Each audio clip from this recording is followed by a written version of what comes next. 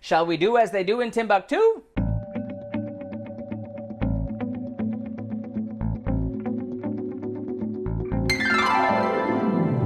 Welcome back to Cliffieland. This is Weekend Country number 107 on our second attempt of cooking the food of every single country in the world. And tonight we're up to the nation of Mali. Mali, a large landlocked Islamic nation located in West Central Africa. It has a fantastic history. It was once the center of a large empire, the home of Islamic learning, and the historic town of Timbuktu.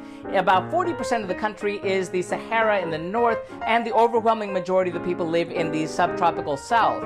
Now, the food varies from region to region, but generally the cuisine of Mali is influenced by the North African, Islamic, French, and neighboring Senegalese traditions. You'll see a lot of things that involve cereals like rice, corn, and millet, served with sauces made from edible leaves such as sweet potato and baobab, served with grilled meats or sometimes fish from the Niger River. There are a lot of dishes that overlap with other dishes from West Africa, such as fufu and jollof rice and peanut stews seasoned with okra, and we've done those for other West African countries in their own way, so feel free to check those out. The dish that we're doing tonight is really more indicative of the northern region and the Tuareg people. I hope I got that pronunciation right. It's one of the two dishes we did last time, so let's take a look and see how things went when we tried it then.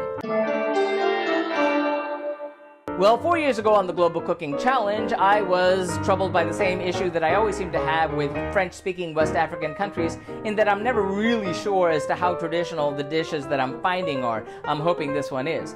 The two that we did last time involve one that we're doing this time, which is the Couscous de Timbuktu, which is a lamb stew with couscous. That came out wonderfully. It was super spicy.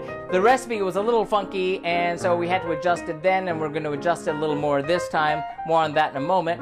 We served that whole thing with a second dish, which we're not doing tonight, which was sort of like a mashed pumpkin with eggplant. I wasn't really crazy about it, so we've kind of 86'd it this time because we kind of had enough food. Now, about the recipe from tonight, it was really kind of vague. It was also kind of scary because it involved way more servings and a ton more cayenne pepper than I think is even humanly necessary. I mean, we had to take it down from 2 tablespoons of cayenne pepper down to 1, so that. Therefore, let's see what goes into tonight's dish.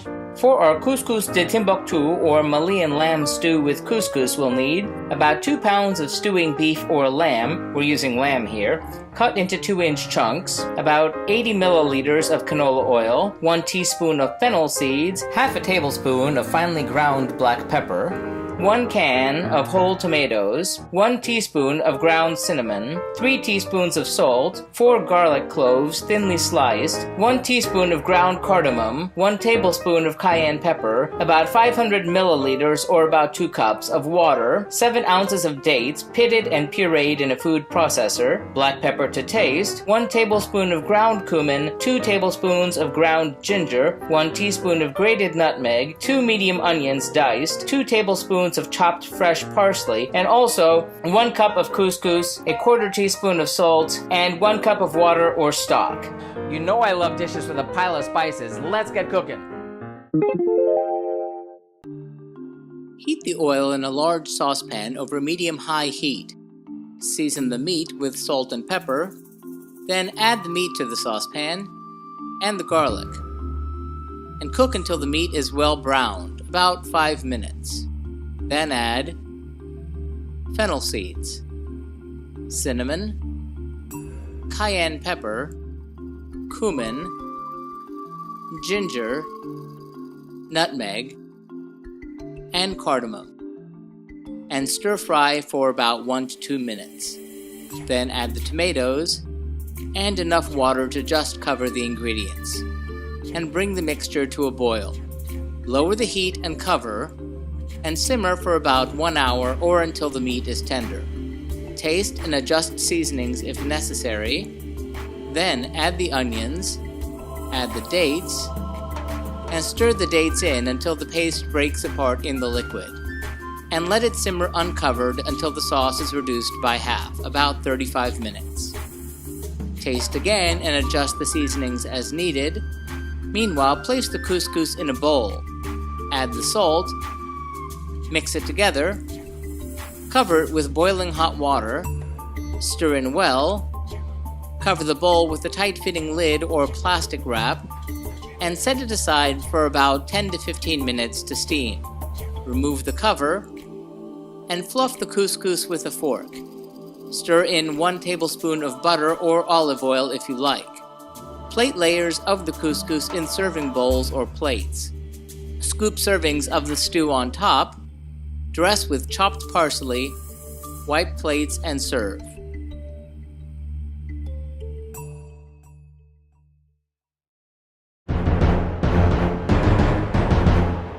How'd that all turn out? Well, it was ridiculously good. It was really hot and spicy, though not too hot. You may want to adjust it even down if you don't like spicy food. But it was really great and balanced. The lamb was nice and tender. I had the nice acid from the tomatoes, the little bit of licorice flavor from the fennel, the sweetness from the dates. The sauce was nice and thick and went really nice on top of that couscous, which had that nice bit of butter as an extra added touch.